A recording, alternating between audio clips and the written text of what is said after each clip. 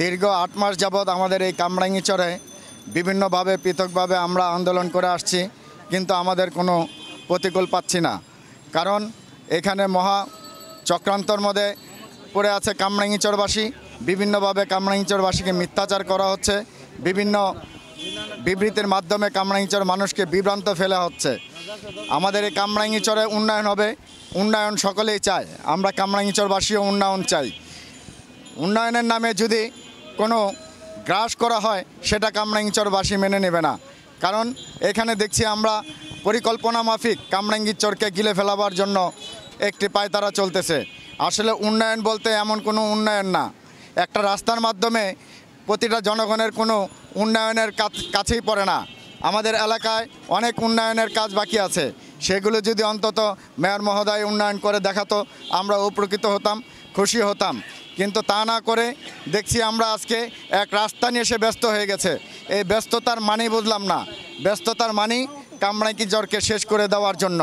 কারণ কামরাঙ্গীচরে বিশাল জায়গা, 1000 বছরের কামরাঙ্গীচর। এখানে 70% মানুষ আওয়ামী লীগকে ভালোবাসে, নৌকা মার্কায় ভোট দেয়। কিন্তু জানি না কার ষড়যন্ত্রে কিসের লোভে পড়ে এই কামরাঙ্গীচরের জনগণকে আওয়ামী লীগ থেকে ফিরিয়ে আনছে।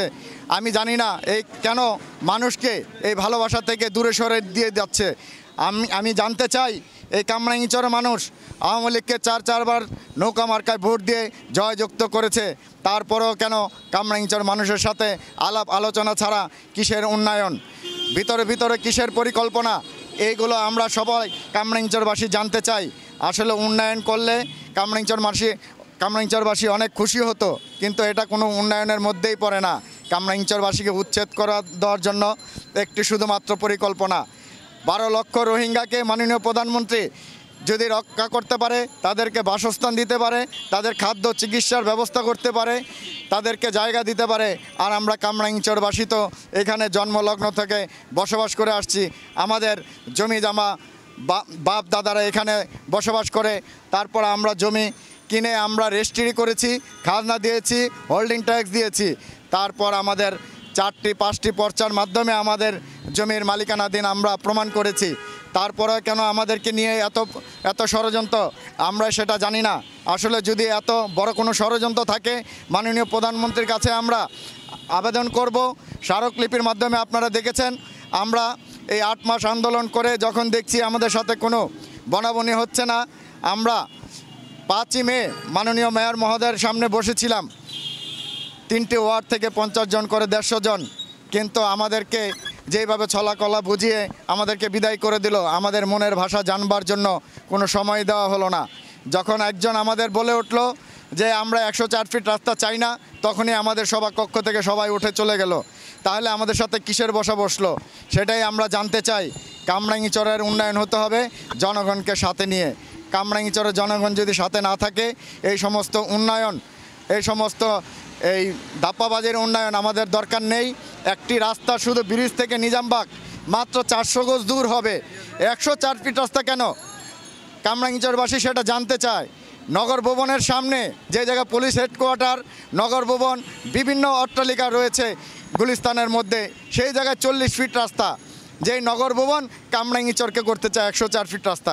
আগে নগর ভবনের সামনে 104 ফিট রাস্তা করেন না, যেটা প্রয়োজন আপনি সেটা করেন না। আমাদের কাজী রিয়াজউদ্দিন রোড থেকে কামরাঙ্গীচরে আসতে সেখানে মাত্র 12 ফিটের রাস্তা।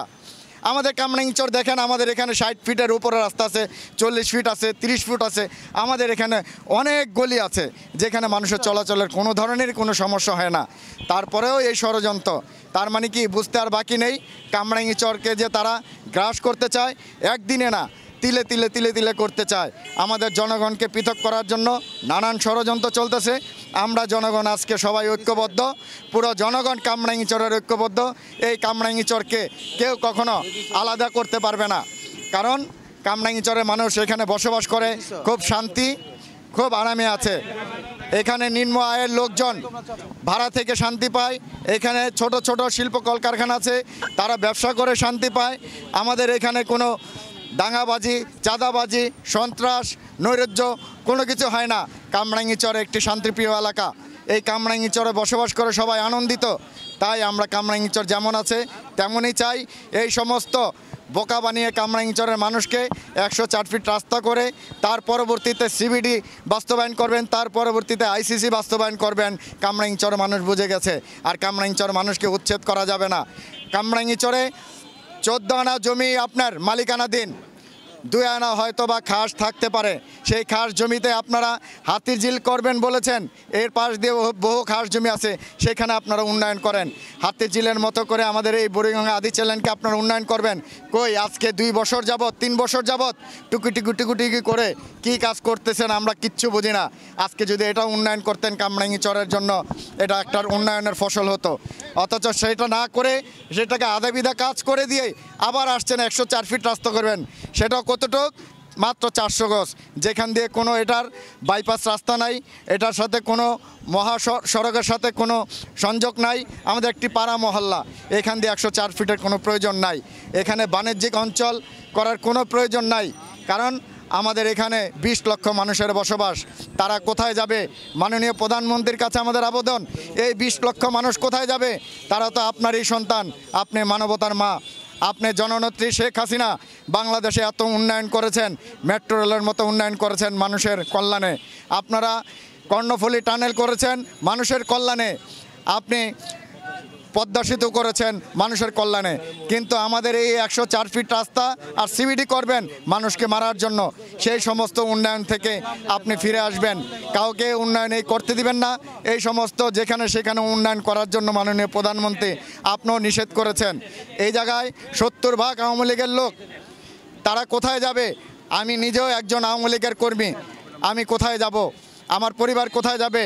যখন আমার পরিবারের কাছে আমার আমাকে প্রশ্ন করে রাতে বাসায় গেলে যে তোমরা আওয়ামী লীগ করেছো, এলাকার জনগণকে রক্ষা করতে পারো না, এলাকার জনগণ তোমার বাসায় আসে, আমাদের নেতাদের বাসায় যায়, আমরা সবাই জনগণের কাছে প্রশ্নবিদ্ধ হয়ে গেছি এই সমস্ত কিসের উন্নয়ন, যে আমাদেরকে বাড়ি ছেড়ে চলে যেতে হবে। তখন আমরা কিছু বলতে পারি না। আমার ছোট বাচ্চা যখন বলে বাবা আমাদের বাড়ি ছেড়ে কি চলে যেতে হবে, তাহলে আমরা কোথায় থাকবো? আমার কান্নায় বুক ফেটে যায়, আমার বুকের ভিতরে রক্তক্ষরণ হয়।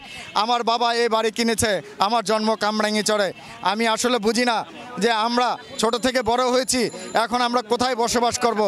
একটি মাত্র বাড়ি, প্রত্যেকটা মানুষ স্বল্প আয়ের মানুষ তিলে তিলে একটি বাড়ি করেছে। এই বাড়িগুলো যদি চলে যায় তাহলে তারা কোথায় যাবে? তাদের ঠিকানা নেই। সেই পদ্মা সেতুর যে ভাঙনে বাড়িওয়ালাগুলি যে সমস্ত বাড়ি ছিল ভাঙনে, তারা কামরাঙ্গীরচরে এসে বসবাস করে, তারা এখন কোথায় যাবে? তাদের ওখানেও বাড়ি নেই, কামরাঙ্গীরচরেও বাড়ি থাকবে না, তাহলে থাকবে কোথায়? মাননীয় প্রধানমন্ত্রী আপনার কাছে দৃষ্টি আকর্ষণ, যদি এই 20 লক্ষ মানুষ ঢাকা শহরে ওঠে, ঢাকা শহর অচল হয়ে যাবে। আপনারা যদি এই সমস্ত পরিকল্পনা করেন তাহলে কামরাঙ্গীরচর মানুষ প্রাণে মারা যাবে।